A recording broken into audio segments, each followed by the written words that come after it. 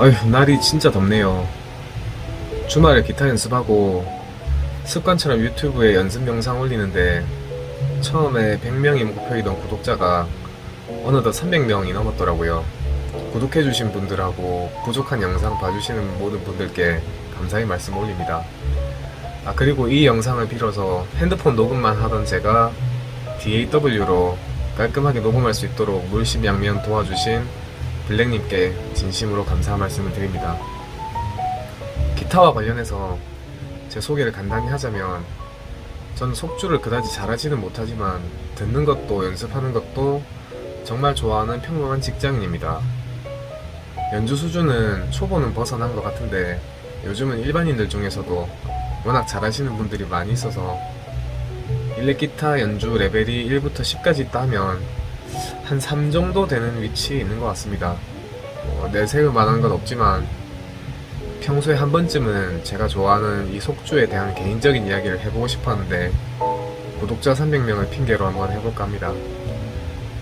다른 악기들도 마찬가지겠지만 일렉기타의 수많은 테크닉들 중에 속주가 제일 화려하고 돋보이다 보니 기타를 치는 사람들이라면 누구나 동경하는 테크닉이라고 생각합니다.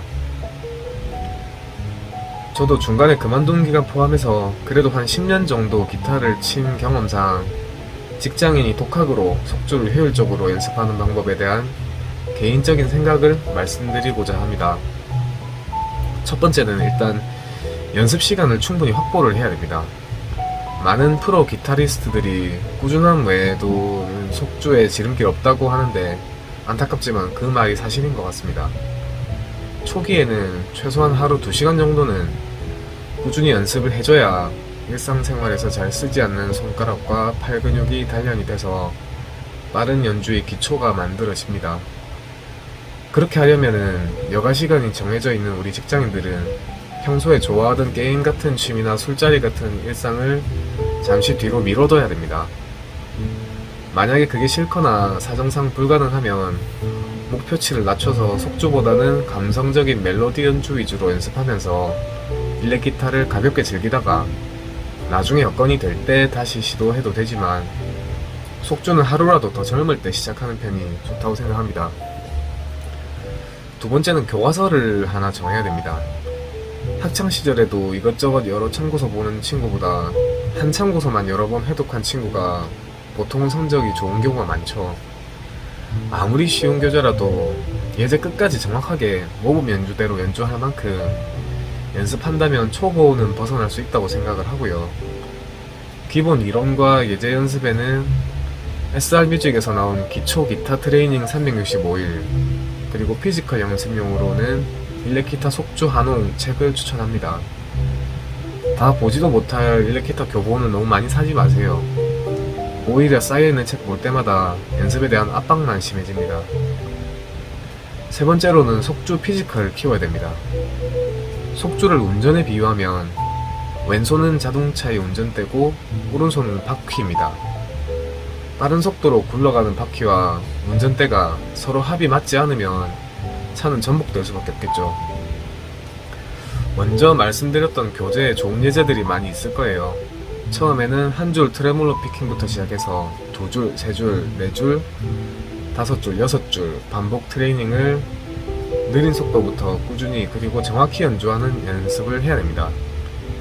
이 과정에서 오른팔이 떨어져라 아프기도 할 거고 왼손가락 끝에 물집이 잡히거나 손등이 아프기도 할 텐데 이 모든 것들을 마치 헬스를 하듯이 자극을 주고 또 쉬어주고를 끊임없이 반복해야 됩니다. 기타 경력이 웬만큼 오래됐음에도 속주가 안 되는 사람은 보통 이 과정을 넘기지 못한 경우가 거의 대부분일 거라 생각이 되고요. 네, 어렵습니다. 왜냐하면 이 과정은 힘들고 귀찮고 재미없고 주변에 더 흥미로운 즐길거리들이 널리고 널렸는데 왜 이걸 하고 앉아있겠어요? 진짜 웬만큼 기타에 미치지 않고서는 어려운 거라고 생각합니다. 네 번째는 피지컬이 어느 정도 단련되면 반드시 카피하겠다는 각오로 목표곡을 한 곡 정해야 됩니다. 누구에게나 이 곡 때문에 기타를 시작했다는 게 한두 곡 정도는 있을 거라 생각하는데 그런 좀 어려운 곡들로 목표를 정하는 게 좋습니다. 제가 기타를 시작했을 무렵에는 캐논 락이나 닐 자자의 I'm Alive, 또 샴세이드의 트립틱 정도가 유명했는데 지금 입문자들한테 뭐가 유명한지 잘 모르겠네요. 워낙 명곡들이라서 요즘에도 크게 다를 것 같지는 않다는 생각이 듭니다. 다섯 번째는 느린 속도부터 정확하게 연습합니다. 목표뿐 아니라 위의 교재 예제도 절대 원곡 속도로 연습할 필요가 없습니다. 예를 하나 들자면은 입문자 A, B가 있는데 그 둘에게 10년 동안 캐논 락에서 제일 어려운 파트라는 스윗 피킹만 연습시킨다고 가정하고 A는 무조건 원곡 속도대로 B는 느린 속도부터 천천히 올려가도록 연습을 시킨다 치면 어떻게 될까요? A는 10년이 아니라 100년이 지나도 스윗 피킹을 연주할 수 없을 것이고 B는 노력의 화에 따라서 10년보다도 오히려 몇 년 안에 완벽하게 스윕을 연주할 수 있을 수도 있습니다. 좀 극단적인 가정이긴 한데 실제로 속주를 연습하는 사람 중에 상당수가 무리해서 원곡 속도로 연습하는 걸 많이 봐왔어요. 피지컬을 키울 목적이면 몰라도 양손의 싱크를 맞추는 과정을 따로 연습해야 되기에 좋은 연습 방법은 결코 아니라고 생각합니다. 여섯 번째로 위 과정을 끊임없이 반복해야 됩니다.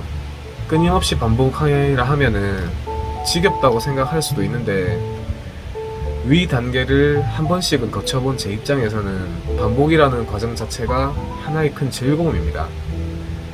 이번 주말에는 또 뭘 연습할까 고민하는 것도 즐겁고 한 땀 한 땀 열심히 연습해서 안 되는 걸 되게 했을 때 말로 형용할 수 없는 뿌듯함과 성취감도 느낄 수 있더라고요.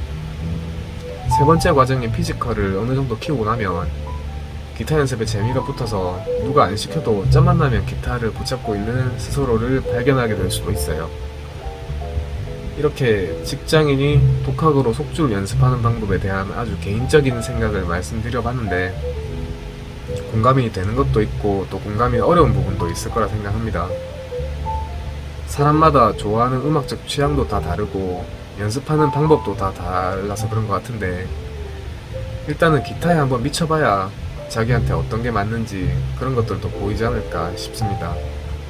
저는 개인적으로 속주를 연습하는 사람이 많아졌으면 좋겠어요.